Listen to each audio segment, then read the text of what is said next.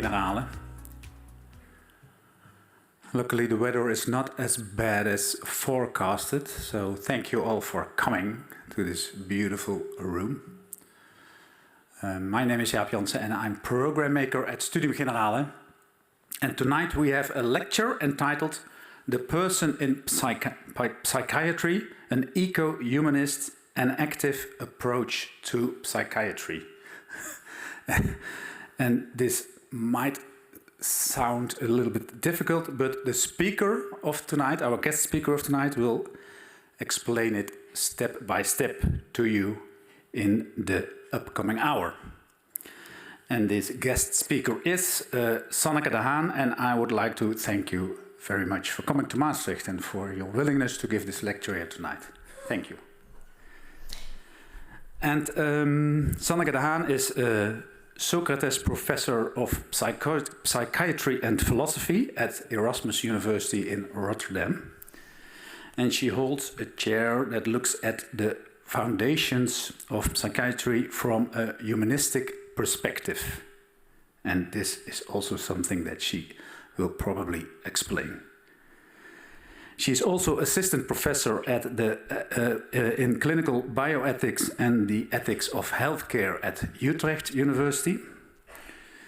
From 2017 till 2023, she conducted a research project called "Is it me or my disorder?" ? On self-illness ambiguity in patients with depressions. She was a postdoctoral fellow at Humboldt University, and she was also affiliated to the University of Heidelberg. And she published a book in 2020 on enactive psychiatry at Cambridge University Press. So, please give her a warm applause. The lecture will take approximately 1 hour, and then we have half an hour for questions and answers. The floor is yours. Thank you.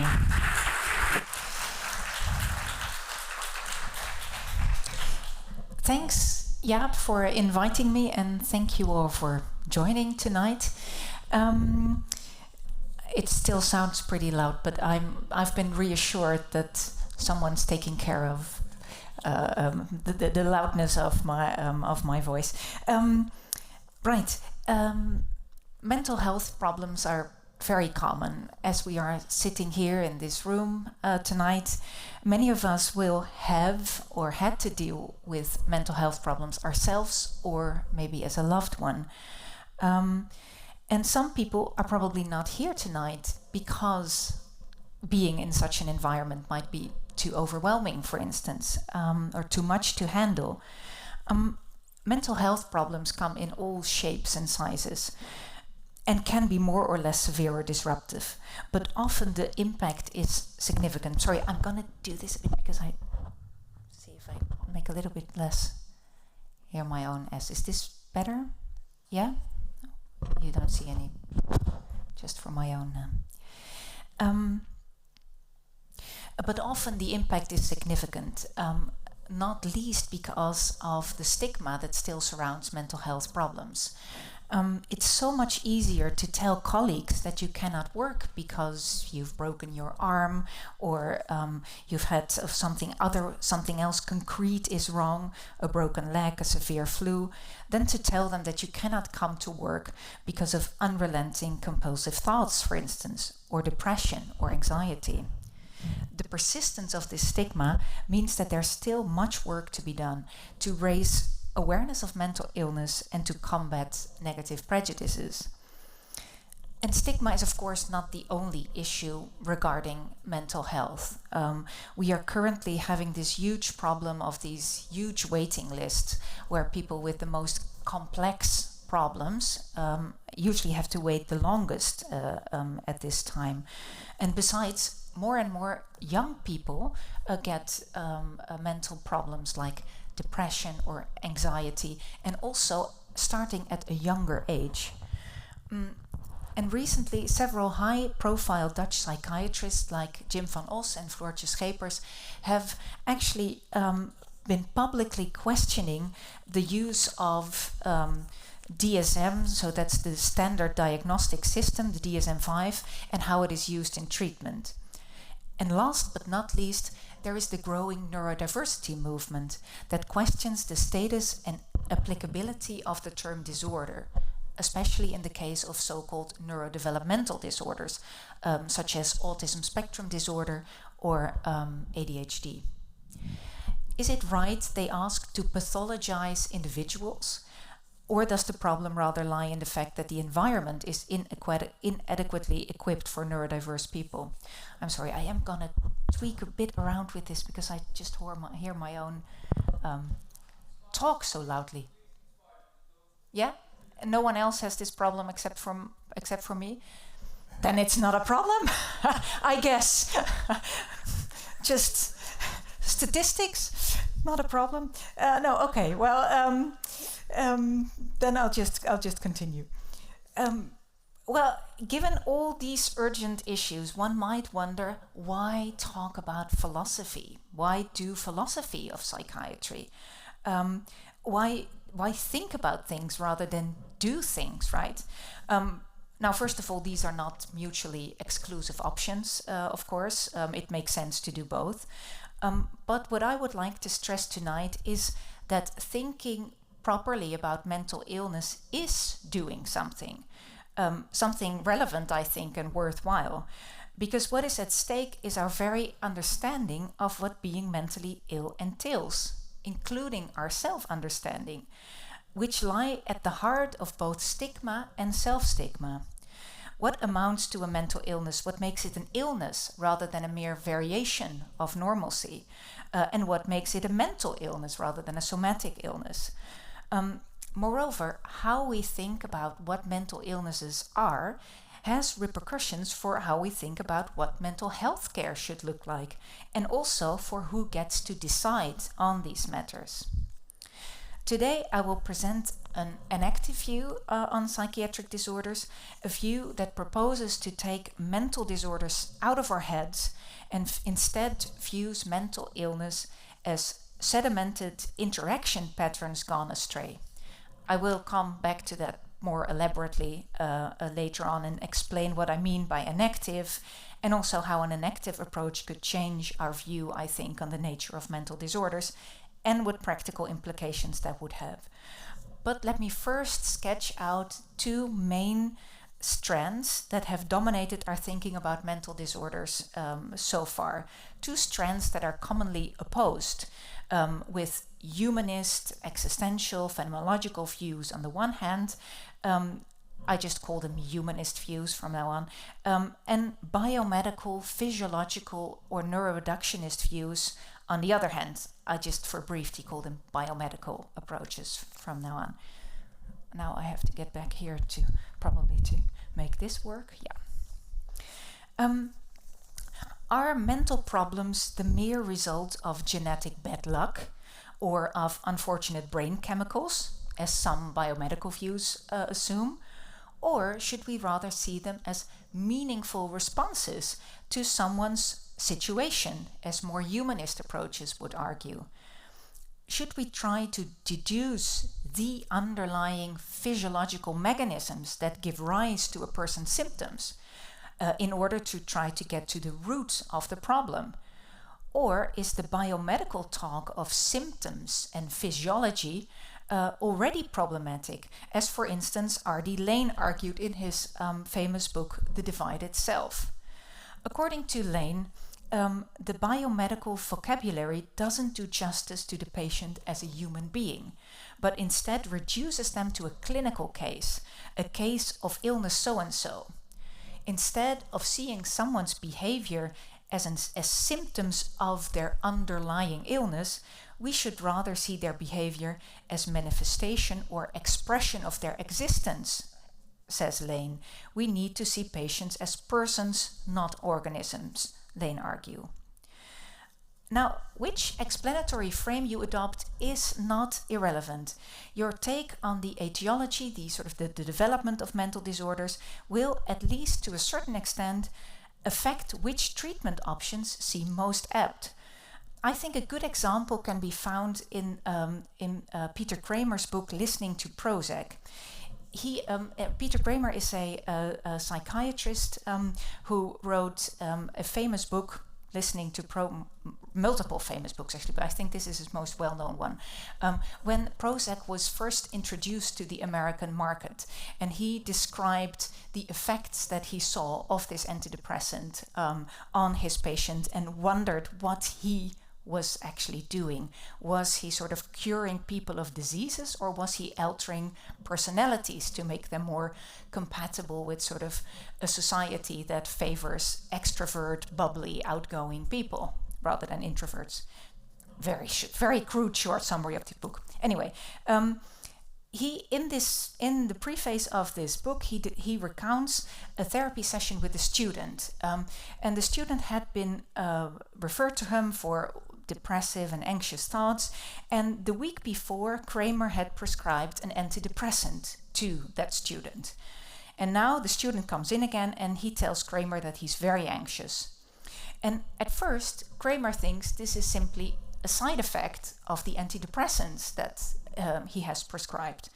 But then it turns out the student didn't take the antidepressant. And actually, his anxiety is not the sort of side effect of the pills, but is rather an anxiety of sort of having been disobedient to the psychiatrist. And I think Kramer really nicely describes the sudden switch in perspective that comes from considering the experience of his patient as either physiologically caused or psychologically caused. And he says this. He says, "I was struck by the sudden change in my experience of his anxiety. One moment, the anxiety was a collection of meaningless physical symptoms, of interest only because they had to be suppressed by other biological means in order for the treatment to continue. At the next, the anxiety was rich in overtones. Hearing that the anxiety was not a medication side effect, I had an instantaneous sense of how I appeared to the student, demanding, judgmental, punitive, powerful in the face of his weakness, and how it must feel for him to go through life surrounded by similar figures. The two anxieties were utterly different. The one, a simple outpouring of brain chemicals, calling for a scientific response, however diplomatically communicated, the other worthy of empathic exploration of the most delicate sort." I think he describes this very nicely, and also think that it makes sense that he feels this is a different kind of anxiety we're dealing with here. There does seem to be a fundamental difference between anxiety due to chemical processes or as a part of an interpersonal relationship. And they call for different responses too. And yet, Kramer speaks of meaningless physical symptoms and suggests that it's equally inappropriate to ascribe meaning to the physical and to psychologize the physical, so to speak, as to deny meaning to the psychological, to physicalize the psychological, so to speak.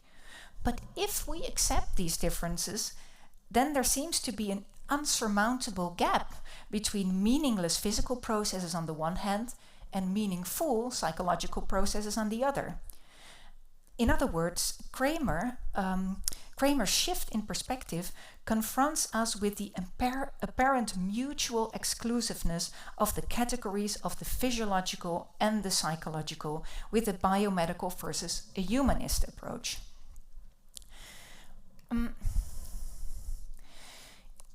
It seems an unresolvable contradiction. A biomedical or a humanistic perspective on psychiatric disorders, man as organism or man as person. The one view focuses on objective observable symptoms, tries to get rid of all these subjective measures in psychiatry, and searches for objective biomarkers and for the underlying physiological mechanisms of mental disorders. The other view focuses on the person as a whole, in their life world, on the meaning of their experiences and their connection with existential concerns. Lane saw these two views as incompatible, and he's not the only one. But however understandable, This contradiction is unnecessarily limiting our view on psychiatric disorders. After all, the person that is central to the humanists is still a human being of flesh and blood, with brains and hormones, with genes and guts, all of which matter. And conversely, the biomedically focused professional is herself a person too, who cares, who has her patient's best interest at heart. Couldn't there be a way to do justice to both sides, to embrace both the human being as an organism and as a person? Now, the psychiatrist Engel saw the need for this and introduced what he called the biopsychosocial model in the late 1970s in an attempt to do justice to the human being who is all of this: biological, psychological, and a social animal, an organism as well as a person. He drew on the complex systems theory of his time, which was from von Bertalanffy, but he failed to explain the precise connection between this biopsychosocial of his model. Regardless of this lack of theoretical grounding of this BPS, biopsychosocial model, it has become hugely popular with clinicians, simply because it's so comprehensive and it fits clinical practice so well.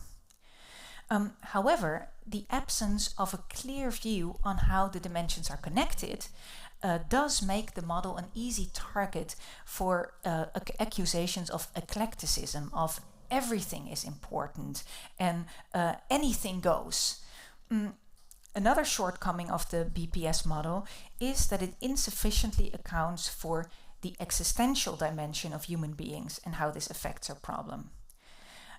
Now, the existential dimension, I would say, refers to the fact that we do not only experience things, but we can also relate to our experiences. We can reflect on our experiences. We can feel ashamed. We can worry about the future. We can have regrets about the past. And this ability to take a stance, to relate to your experiences, to reflect, is cliffhanger, characteristic for who we are. Now, this is not a new idea at all. So there's in different traditions a similar or this kind of view has been formulated. So including, for instance, Plessner, Heidegger, Merleau-Ponty, Hannah Arendt. By not completely coinciding with our present experiences with our here and now, we gain an enormous freedom, plus the responsibility that comes along with that freedom. We can make plans, we can make poetry, we can be gods in the depths of our imagination. This is my free translation of the Dutch poet Cloos. But we can also torment ourselves, relentlessly criticize ourselves and be consumed by shame, regret, and guilt. With our stance-taking capacities, our world gains meaning, including moral meaning. Moreover, once you can relate to your experiences, there's no going back. You cannot but take a stand. Even not taking a stand or standing aside is already taking a stand. Even not making a choice is a choice. Now, the philosopher and psychiatrist Thomas Fuchs argues that with our ability to relate to ourselves and others and the world around us, mental problems emerge too. The fundamental openness of who we are presents us with what Kierkegaard called the dizziness of freedom, the anxiety that our lives lay open for us to make something of them. We are doomed to freedom, as Sartre put it. It's not easy being a person in the world. See also the many self-help books and agony aunt columns with questions ranging from, do I tell my neighbors I'm bothered by their barbecue, to should I stop my antidepressants, which I'm happy with myself, because my wife thinks I've changed. Now, regardless of whether you see this existential dimension as the source of mental illness, the dimension at any rate plays an important role in psychiatry, since how we relate to what happens to us and how we relate to our experiences in turn influences these experiences. So sometimes our stance on our experiences is part of the very problem itself. For instance, the fear of a panic attack can lead someone to avoid certain such situations as a precaution, thereby increasingly limiting her life. So actually the fear of the panic attack is having a bigger impact than the panic attack itself, you could say. And sometimes a mental illness has an effect on the existential dimension, such as when an acute depression makes it impossible to imagine that the depression will ever end, that there has ever been anything worthwhile in your life, and that you might one day experience it or do something worthwhile again. And finally, the relationship to yourself and your experiences can play an important role in processes that are in some sense secondary, but can still be very impactful. Think, for instance, about how shame about certain compulsive thoughts or shame about an addiction can prevent you from seeking help. Or think of how a diagnosis can retrospectively change your view on yourself, your past, and sometimes also your future. So, questions of meaning probably play a role in many illnesses, especially severe illnesses. But in psychiatry in particular, the question of the extent to which my problems say something about me as a person is a pertinent one. The existential dimension is thus of great importance, not only for the course of mental illness, but also for one's life and self-understanding, and for how one thinks what recovery would look like. Now, while humanistic views can account for this existential dimension of people and their problems, they don't touch upon the material reality of our bodies, the flesh and blood and guts that are also part of us. Biomedical views do account for that, but neglect the rest of us. And both views don't talk nearly enough about bank accounts, social marginalization and discrimination. Isn't there a way to integrate all these totally different factors that may contribute to psychiatric problems? We need an improved version of the biopsychosocial model to which the existential dimension is also added, and which, moreover, unlike this biopsychosocial model, can in fact make clear how these dimensions relate and influence each other. Now, let's take a sip of water.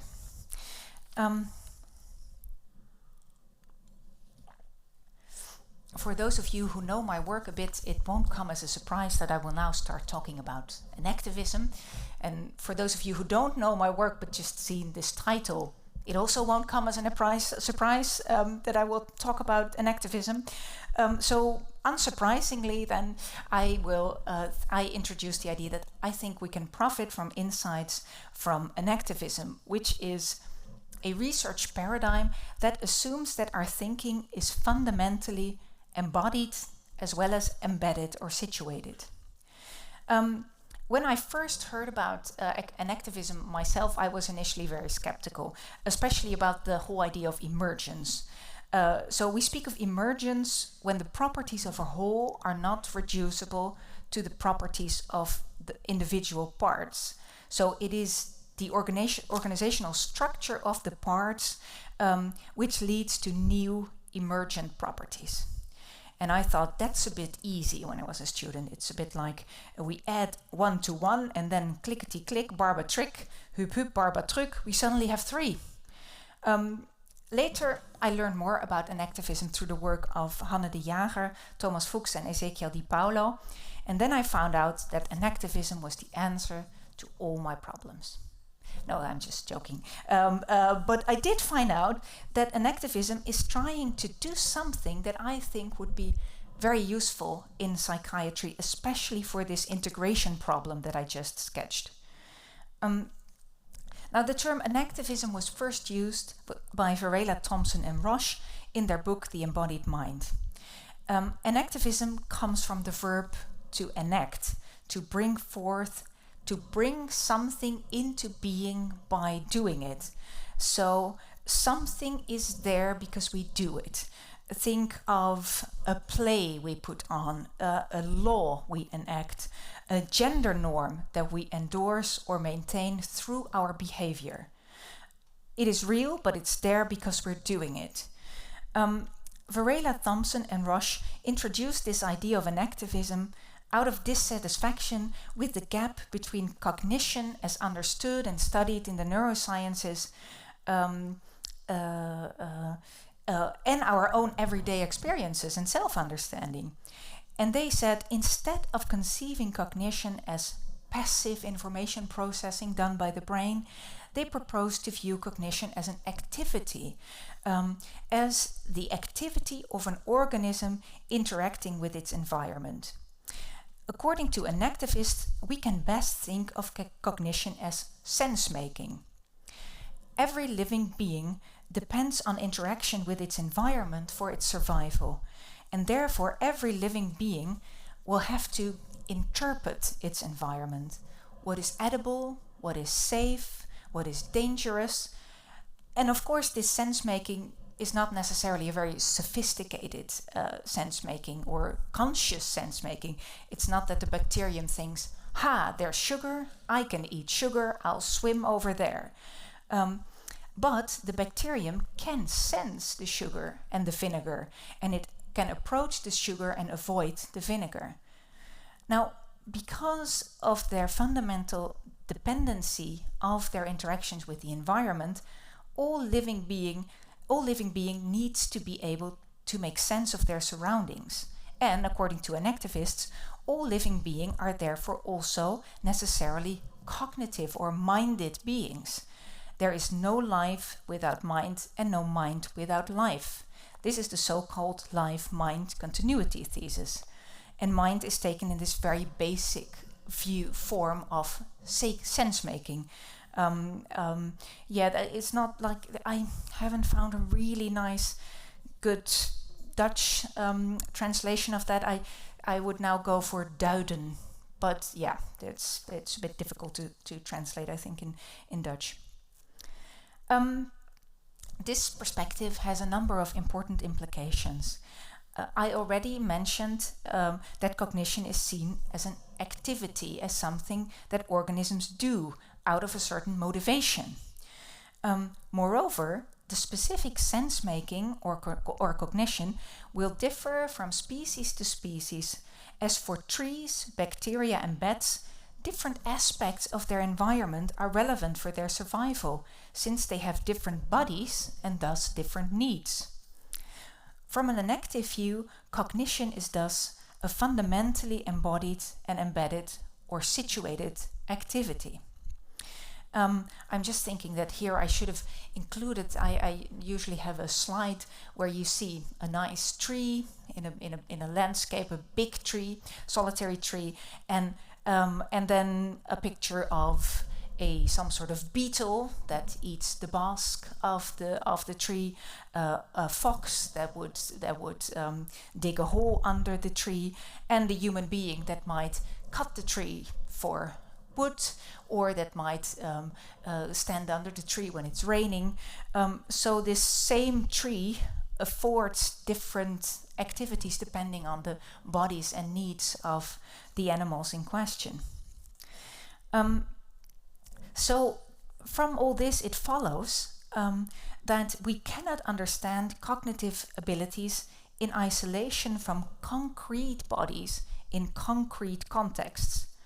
For example, a dog will experience this room differently than we do. It will probably be disappointed there's a little dog traces to sniff at. It will be totally unimpressed by the high ceiling, by the not really stained window, but sort of semi-stained window, or say something like a stage or anything like that. Besides, for a hungry dog, different elements of the room will stand out than for a dog which has just eaten. The one would search for food, the other would search for a nice warm place to lie down. The sense-making of a dog, then, of this room would differ from that of a human being. And characteristic of human animals is that their sense-making is not only focused on the here and now, but that they can also look at that sense-making itself, that they can evaluate their own sense-making. I call this existential sense-making after the existential dimension mentioned earlier. This changes not only our ability, but also what matters to us. So why are we in this room? Why am I talking so long? And while you're sitting here listening, and you could sit at home on the sofa, watch something on television, or go out for a beer or a hot chocolate. Now, maybe you are regretting your previous decision by now, and thinking longingly of that sofa or that cold beer, but then you're still polite enough to stay seated and wait until all of it is over. So our basic life-sustaining needs are not all that guides our actions. In fact, we can, and very often do, override these more biological drives, you can say. So the thing is, once we can relate to ourselves and the world around us, our lives are no longer just about surviving, but also about living a good and meaningful life, to be a good person, and that can even override our biological urges. At the same time, however, our cognitive abilities remain just as embodied and embedded. Indeed, it's precisely through our interactions with those around us, that embedded in our specific sociocultural practices, that we develop this form of sense-making at all. I'm thinking here of Mark Schloss's previous lecture. Anyone who may have gone to his lecture might see some overlapping ideas here. Right. Back to psychiatry. What do we gain from taking such a perspective? I think that the strength of an enactivist approach is that it, from the outside, assumes that our experiences, our bodies, and our interactions with our environment are fundamentally connected. So on this view, cognition or the mind is not something that happens purely inside an individual's head. Instead, sense-making is itself an action and the evaluative interaction of a person with her world. So if we try to understand sense-making and our problems of sense-making, we need to look beyond individual heads. We need to look at persons interacting with their worlds and at the history of these interactions. I propose that we can understand mental illness as structurally disordered or dysregulated patterns of sense-making. So if our sense-making is no longer attuned to the situation, but is stuck in a certain groove, if, for instance, we are anxious without the situation giving us any reason to be anxious, if we feel hopeless even when we do things that we normally enjoy, or if we see deeper meaning in coincidences like the letters on a driver's plate, if our sense-making is biased in a certain direction, so to speak, and if this happens not just once but structurally, and if we or our loved ones suffer from this bias in our sense-making, then I think we can speak of a mental illness. So if I stand here in front of you, it's normal to be a bit anxious.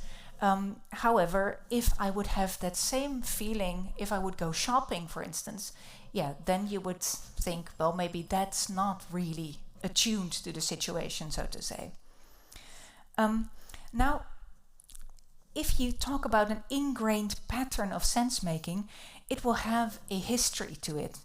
It will often be the case that we have learned certain patterns of thinking, patterns of feeling, patterns of acting that were useful or even necessary in a certain context, such as our childhood growing up, but that those same patterns can get in our way later on when new situations call for different responses. Since sense-making is an emergent ability of a needy organism that has to sustain itself through interacting with its environment, an enactive perspective reconceives the relation between mind, body, and world as necessarily intertwined from the outset.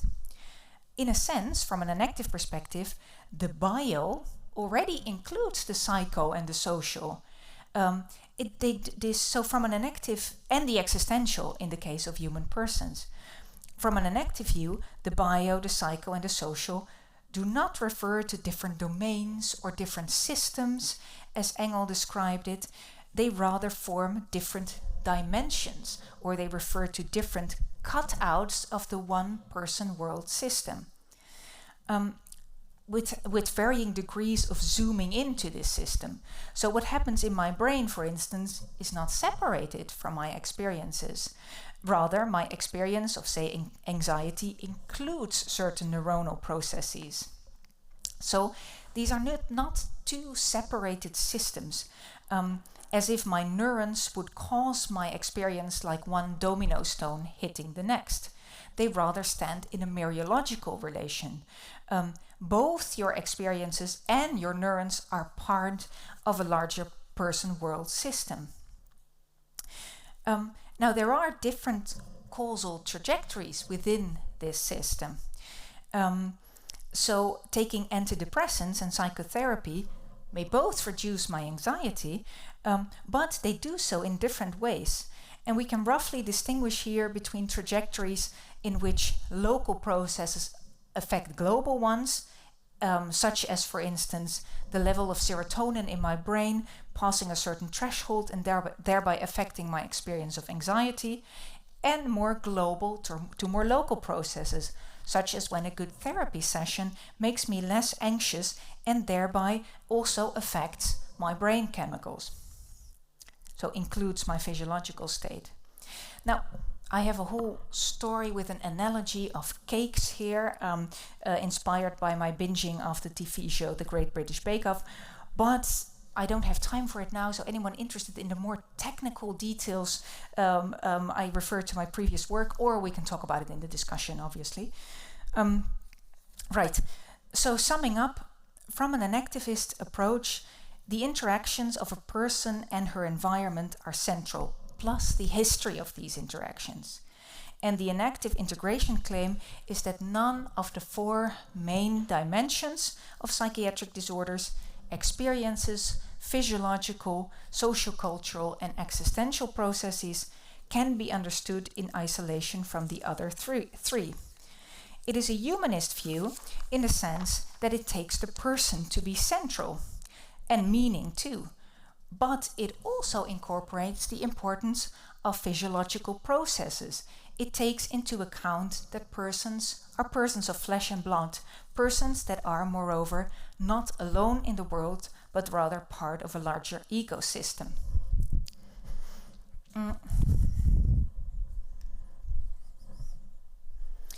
Now, some implications of this approach.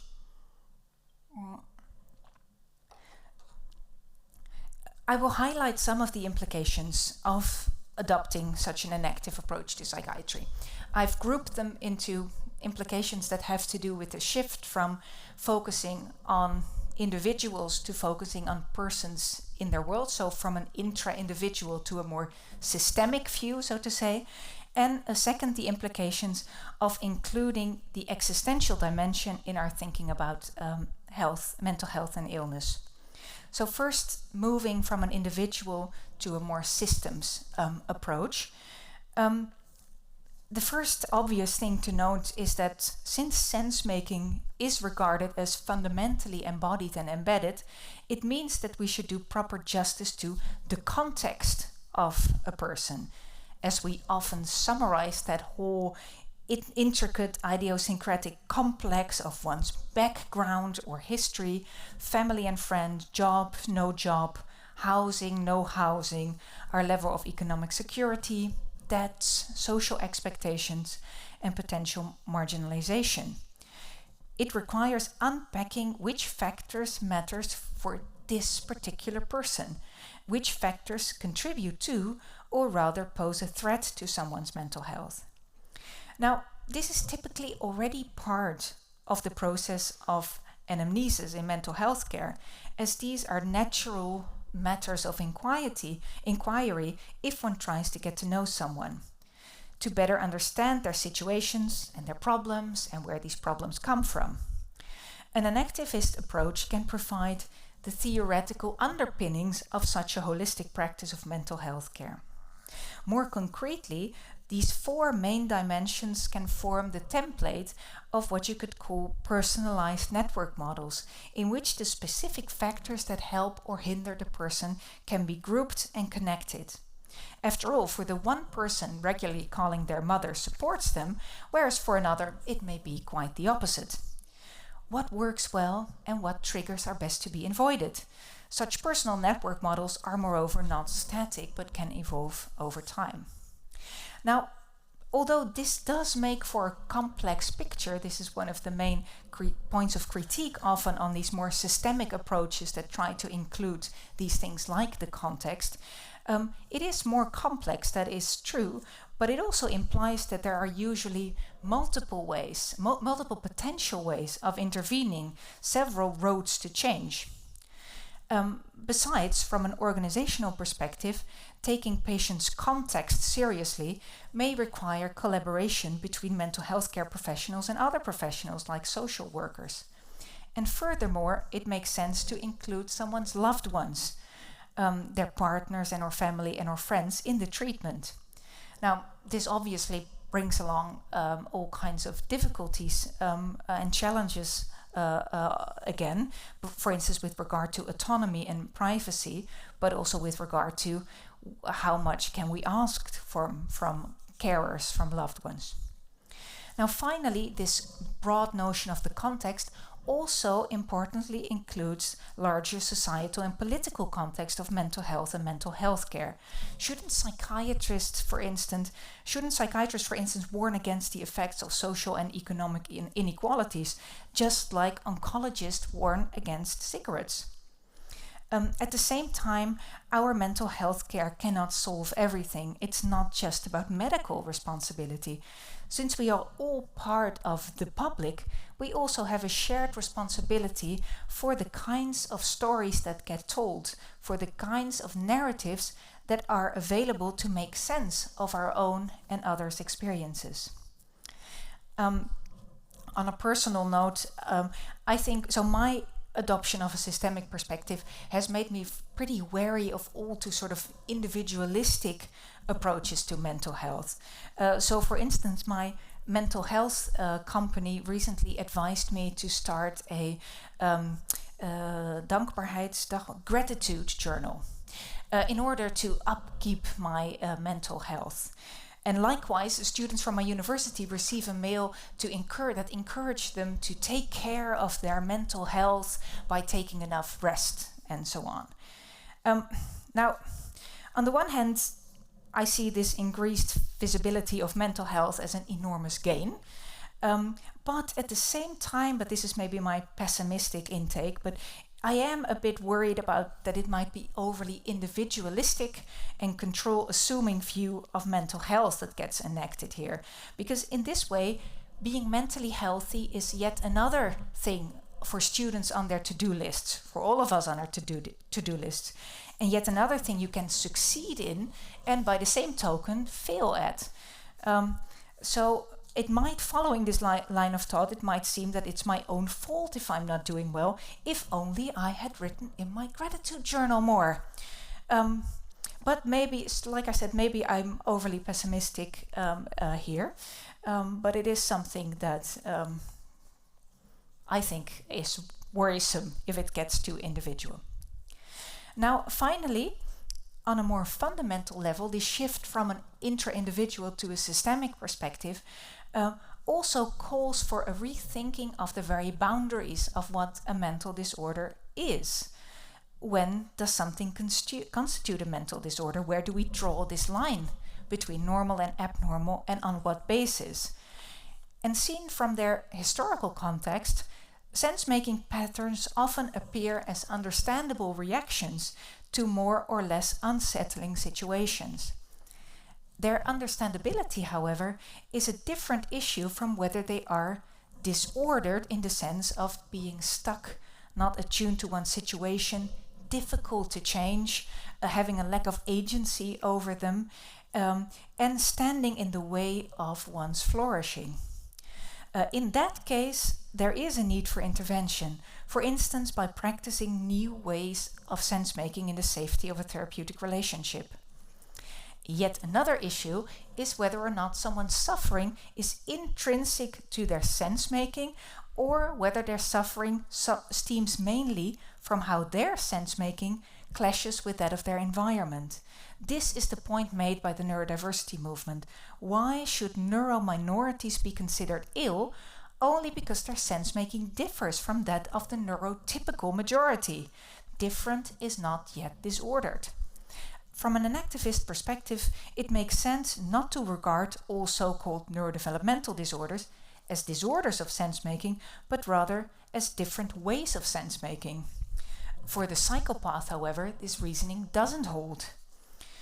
Another gain from the neurodiversity movement and the recovery movement is that it offers people the concepts to ask themselves, is there actually something wrong with me?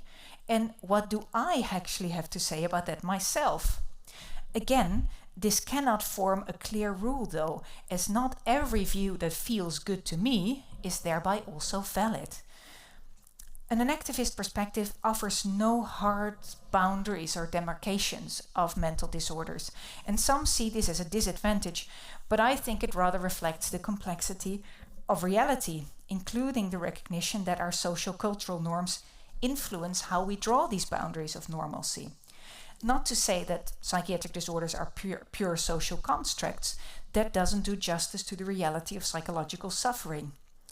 Moreover, we should be careful about blaming everything that's going wrong in mental health care on diagnosis or labels, as critics call them. I think that much criticism on diagnostic labels is actually criticism on an essentialist, biomedical, or reductionist approach to what these diagnoses would mean. And hereby, I think it's good to keep in mind that historically, it's been an enormous achievement that we've come to regard psychiatric disorders as diseases, in that the disease category offers, first of all, recognition of the reality of mental suffering and protects against trivializing mental suffering on the one hand, but also callously blaming on the other. So if we want to diminish the stigma of mental disorders, I think we could better get rid of essentialist biomedical views on what mental disorders are than doing away with diagnostics altogether. At the same time, we should acknowledge that giving a diagnosis is an intervention and that has an impact for better or for worse. And this is one of the things that actually follows from taking the existential dimension seriously. Now, as we saw, taking this existential dimension into account means taking the way in which we relate to our experiences into account. On top of the anxiety, on top of the depression, on top of the compulsions, there are often feelings of guilt, feelings of failing, and the tendency to punish oneself for struggling so much to function normally. Many therapies are in some way or another directed at this existential dimension and mustering the available agency over how we relate to ourselves and others and what we let these experiences mean. For instance, also Viktor Frankl's work is very important in this. And I think here also lies an important potential contribution that experts by experience can make to mental health care. The experience of being mentally ill, the experience of living in is the experience of living in a different world, as the Dutch phenomenological psychiatrist Van den Berg puts it. This makes suffering from a mental disorder a lonely endeavor.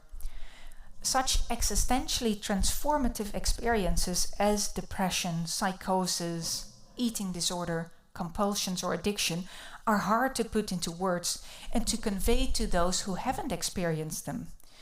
One way to understand the specific expertise of experts by experience is their know-how of what the world looks like when you have such existentially transformative experiences. Now, if there is one lesson to be drawn from the situatedness of our thinking, it is that we would do well to be modest about what we can know and understand. The situatedness of our thinking calls for modesty, openness, and the suspension of overly quick judgments. If we don't see any bruises, it doesn't mean that there aren't any. Now I conclude. In the end, you have to do it yourself, is what many patients tell me. And also that it's hard, or maybe even impossible, for other people to imagine what it's really like to compulsively wash and check for hours on end, to be depressed or to be psychotic. At the same time, other people can and do make a difference, for better or for worse. Now therein lies our shared task as fellow human beings, to be mindful not only of ourselves but also of each other, mindful of those who seem to be waving but are actually drowning, to quote the poet Stevie Smith. What kind of world do we want to enact, and how can we contribute to each other's freedom and agency? Everybody hurts, and it's not easy being a person in the world, but at the very least, this is a predicament that we all share and can share. Thank you for your attention.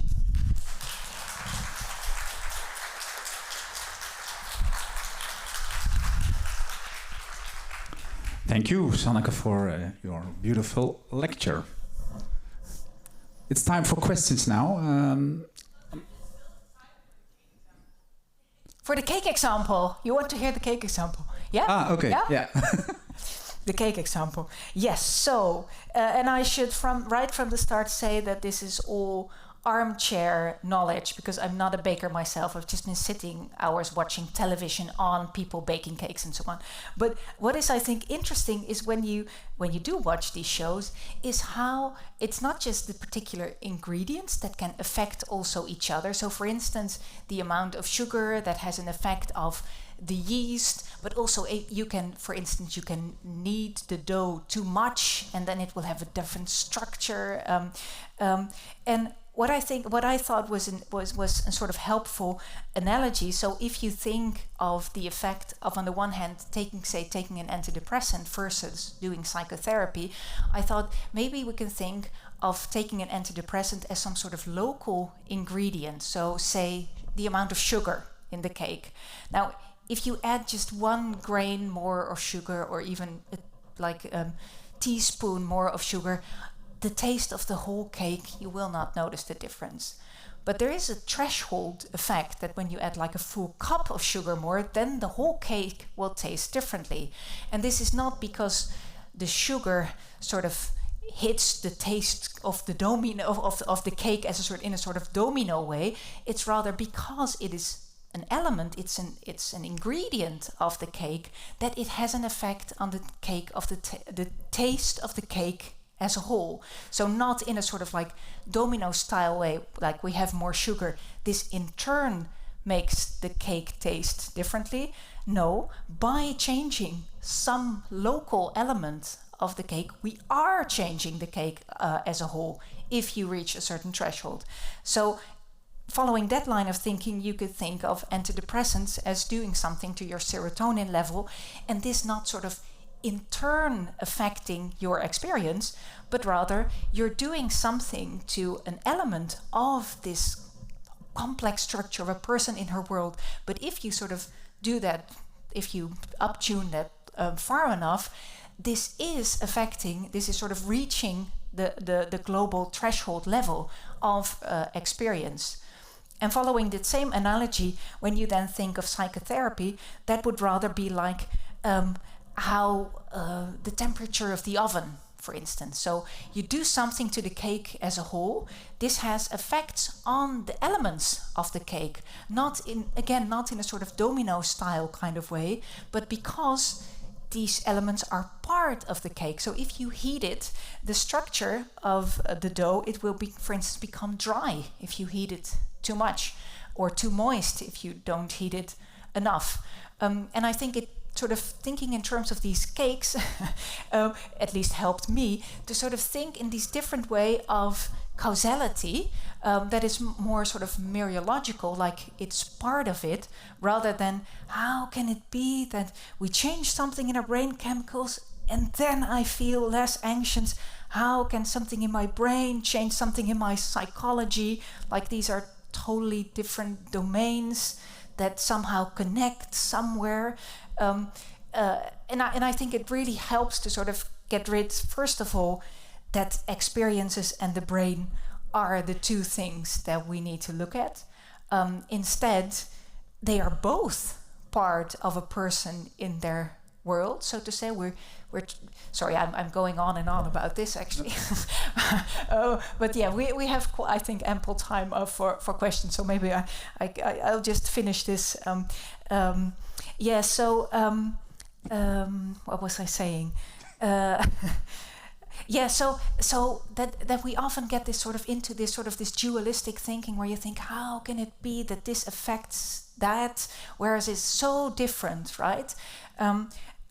Whereas if you think more along these sort of chemical ways of causality, then it's just not this sort of domino-like kind of causation. And it really helps also to not just think, okay, I need to somehow connect my brain to my experiences. No, my experiences and what's happening in my brain are both part of this larger person interacting with their world. We can understand both of them only in this wider connection. So if I have an equation, I first have to, I have to, naar een andere grootheid. You have to the common denominator or something. Like when you in a mathematical equation, you have to, if you put experiences in the brain, it's like you're trying to put two different how do you say that? Metrics you have to sort of first translate them to the common grootheid, a common I'm not really a mathematician, so I don't know all these specific terms, but yeah. But from this humanist perspective, do you believe in medication or in pills, or you don't believe in it obviously, but do you see a role for? Yes, very much so, and I think many people actually. I should say there are. It doesn't work for everyone. But for some people, it really works and it can be really life-saving. And from this complex systems view, it makes total sense that if you, like for instance, the brain, you can see this as a very well-connected hub. So if you change something in the brain, it's going to have repercussions. But if you change something important in someone's environment, it's going to have repercussions too. So if you all of a sudden go bankrupt, for instance, or you have huge debts, or then this will affect you too, right? So I totally think that you can that this is one way to intervene in the system.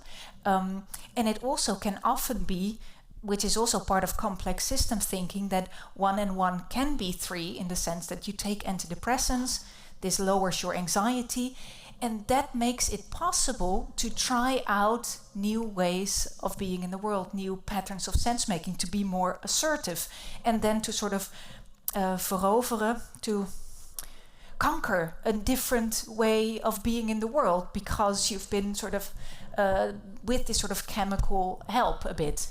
And then maybe even at one point the chemical help can be removed and you can still have this different way of but this acting. Holistic view is awfully complex. Will we ever be able to view all to see what the effects are of all these different? Yeah, so this is I think one of the main criticism.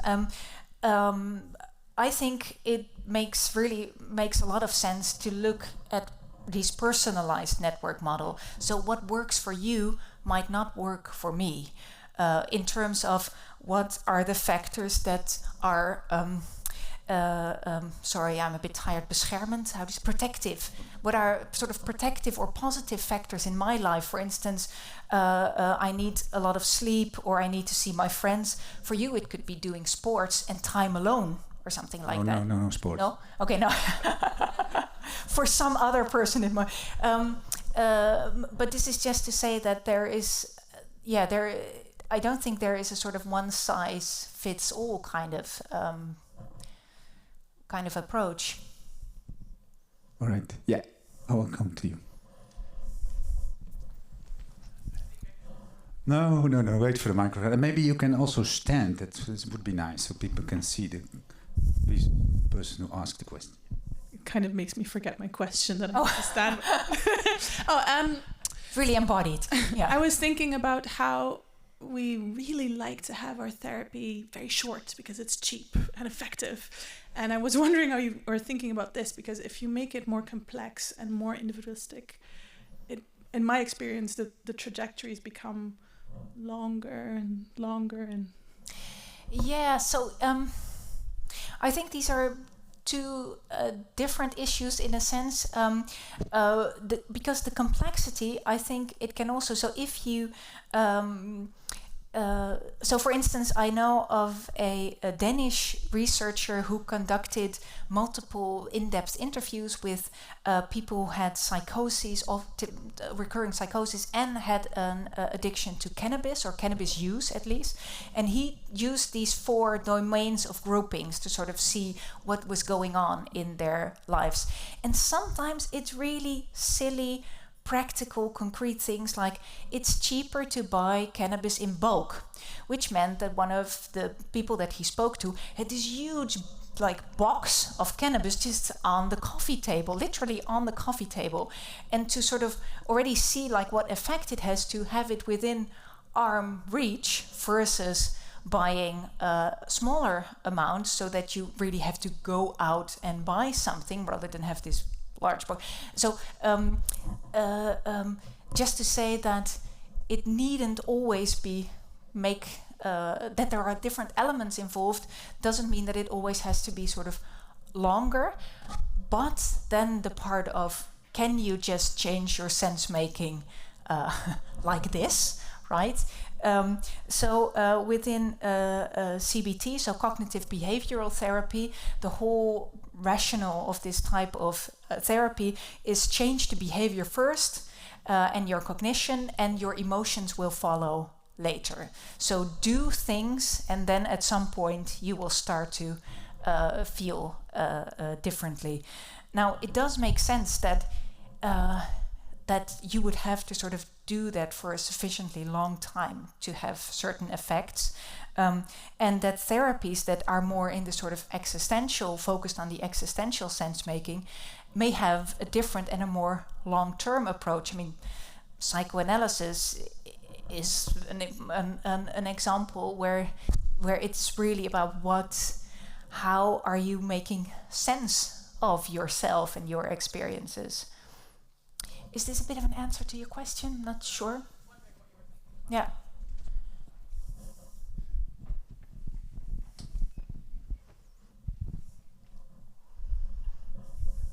So you mentioned earlier about individualistic approaches to therapy, and that you worry it might get too individualistic. And in line with that, would you then also agree that if we as a society kind of move towards this very individualistic perspective and move away from community and really having solid support systems, that this might be sort of the reason behind why a lot of young people, for example, are experiencing increased rates of anxiety and depression and stress and kind of all of these things? Yeah, so thank you. I think it is really important that if we see that many more students than used to be suffer from anxiety and depression, then it just seems totally logical to think maybe it also has to do something about how university is organized, how the finances of studying are organized, how our society is. I mean, back in the days when I was studying, I mean, the whole thought of a CV, it just never it was something that maybe people, like grown-up people, had, but not something that I would think about at all.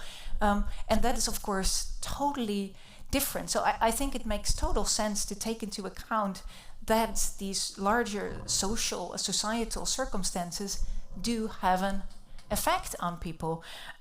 Yet the difficulty is, of course, that we can all vote and thereby be politically active and so on, but then there's still the individual person who will have to deal with this. So on the one hand, I think it is for all of us to be responsible. So for instance, also when I would be hiring a student, that if I'm then going to be really what's your CV, did you already publish anything, I'm enacting this very kind of system that I'm actually against. So it's in all these little ways that maybe as an individual I can make a little change, but then there's also just every individual that has to somehow find their way to make it work for themselves in the system as it is.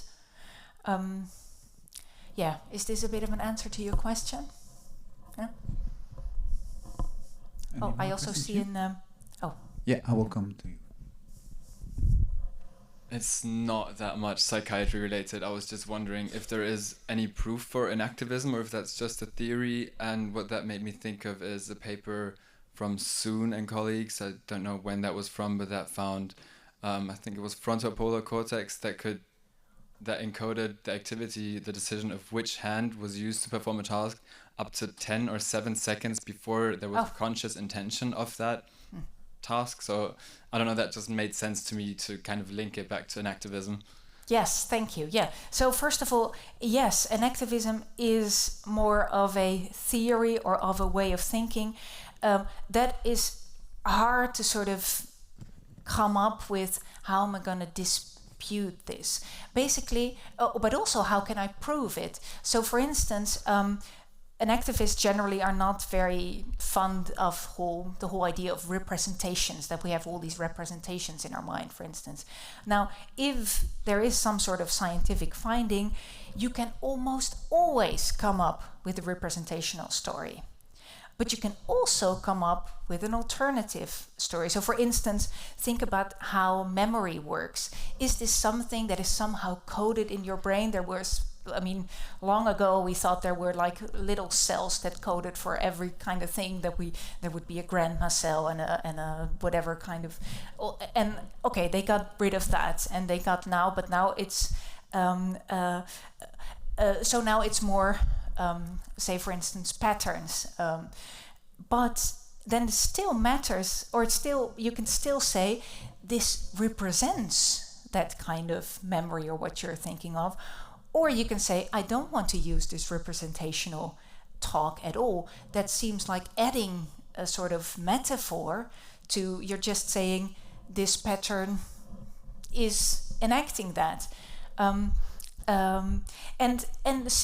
actually the Libet experiment that you referred to, so that the Benjamin Libet is really famous, that he recorded some brain activity. I'm just crudely sort of summarizing some brain activity where you could sort of see from a certain potential in building up in a cell. They would just say, look at a clock and say whenever you feel the urge to press a button. And then he would say, okay, before people report the consciously felt urge, I can already see an activity going up in a certain area of the brain, say. Now, and there's been loads of criticism, but also reactions on this work. First of all, that the whole setting is totally artificial in the sense when do you feel the urge to push a button normally, so to say? But you are in this experiment and you have to sort of sometimes push that button, so you will just do that. But then there's also this whole idea that things that are not yet conscious, as if they would thereby be less part of me, sort of that my personality, my person, so to say, would be only sort of the conscious part of me. Whereas when you look at how we sort of develop as human beings, we first have to think about everything that we do, right? We have to be conscious of when we try. So I have 2 young children, so if you see them struggling with learning to walk and stuff like that, you see how it takes much conscious effort to sort of get up at the table and so on. The better you get at it, the more unconscious it becomes. And it recedes into unconsciousness. Does it thereby make it less me because I don't have to think about it? I would say maybe not. So there's all these kinds of assumptions around the lipid experiments where it's sort of taken out like your brain decides before you. But as I'm walking, are my feet then deciding for me? Or is it just I'm not even thinking of where I want to do, I just go about? Does it make it not me? Is it then my brain doing it? So how do you describe what's happening there? Yeah, again, a very, very long answer, but just to say that there are different ways of looking at, different ways of describing, so to say, the same phenomenon. What do we see here? What is this?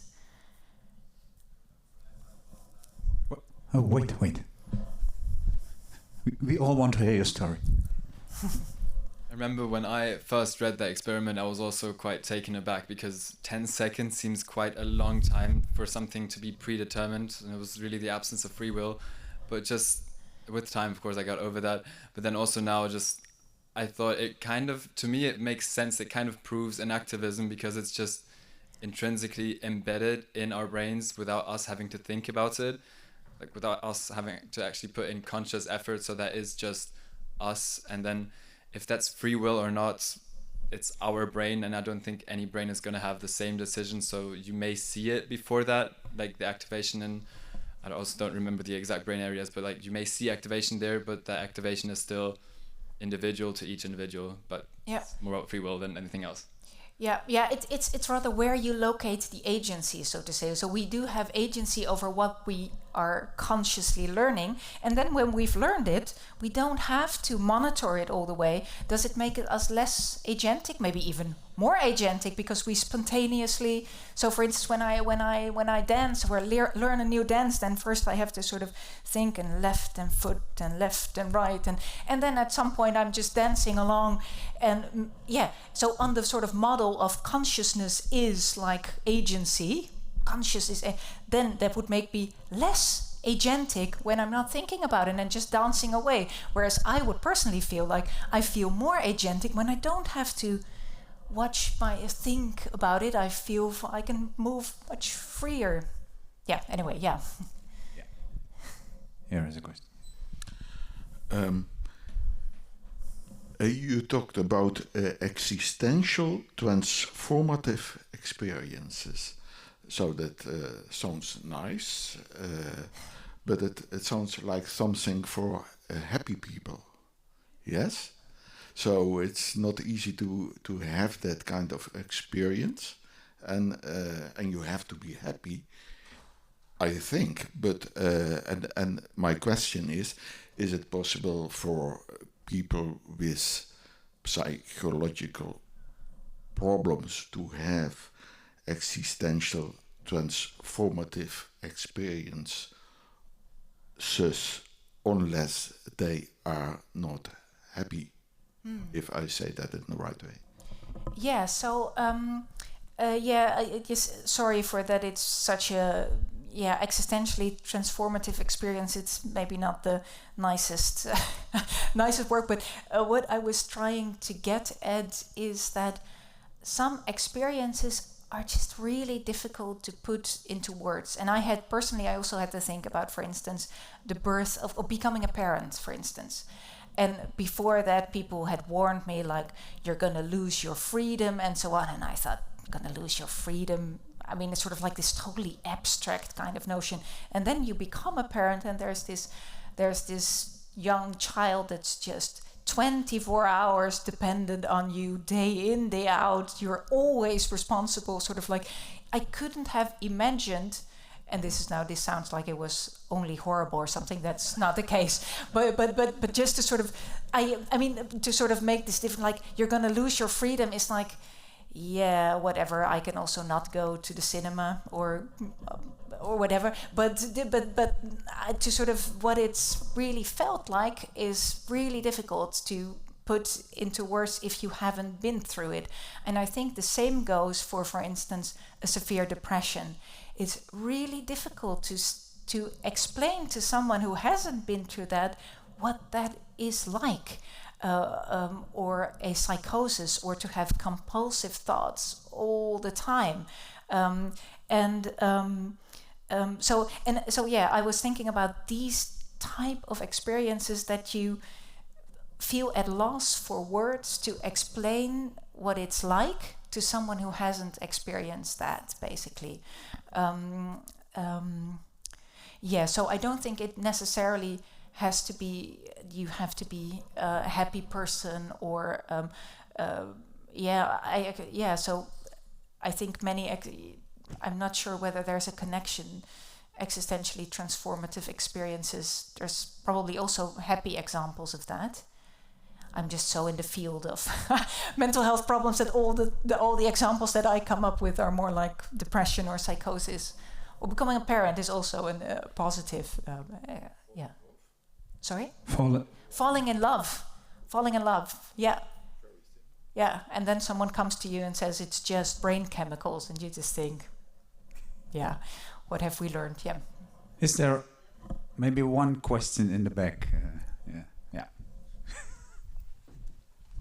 And that, the last question for you. Yeah.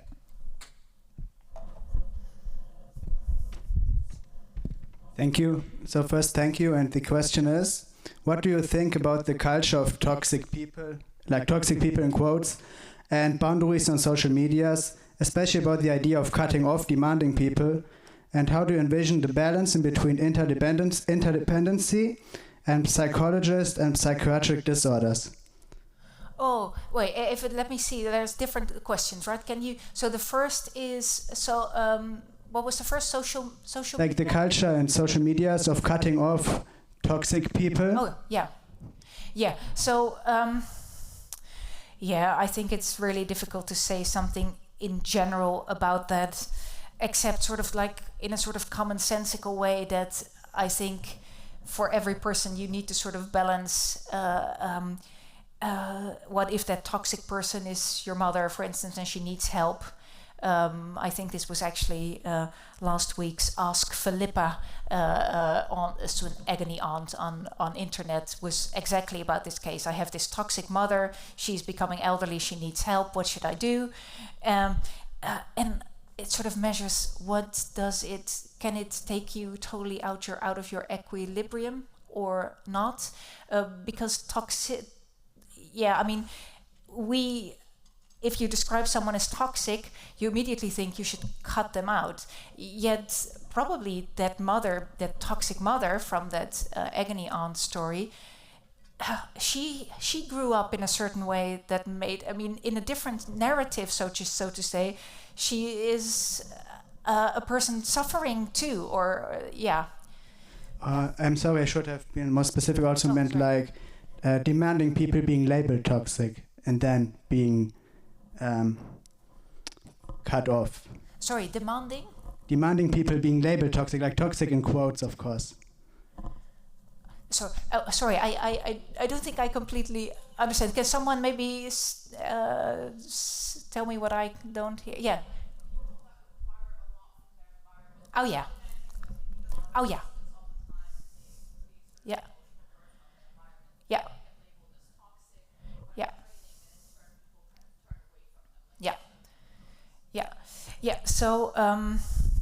Yeah. So that kind of pattern is, for instance, can also be part of, for instance, borderline personality disorder, that people just feel, that people are too much or asking too much.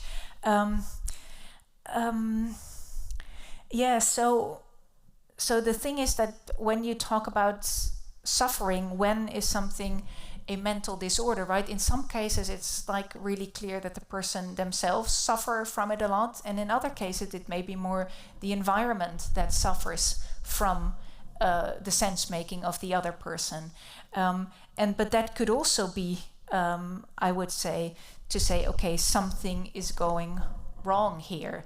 But then again, I'm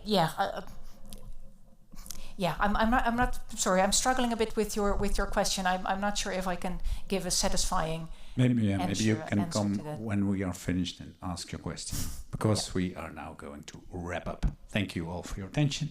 Thank you for the lecture. Yes, thanks for joining. Please give your questions. Sanneke an applause. Next week we have a lecture.